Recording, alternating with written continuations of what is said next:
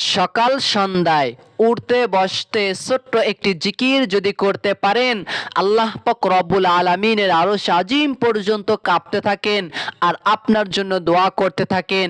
আল্লাহ পাক রব্বুল আলামিনের আরশ আজিমের ভিতরে একটি নূরের খুঁটি রয়েছে, ওই খুঁটি হেলতে দুলতে থাকে। আল্লাহ তাআলা প্রশ্ন করেন, হে খুঁটি তুমি কেন হেলতেছো দুলতেছো?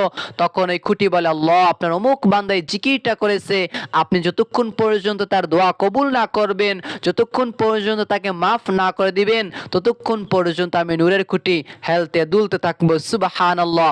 এমনকি নবীজি সাল্লাল্লাহু আলাইহি ওয়াসাল্লাম বলেছেন, এই জিকির হলো এমন জিকির, সাত আসমান সাত জমিনকে যদি এক পাল্লায় দেওয়া হয় আর এই জিকিরটাকে যদি এক পাল্লায় দেওয়া হয়, তারপরে জিকিরের পাল্লাটা ভারী হয়ে যাবে। সুবহানাল্লাহ।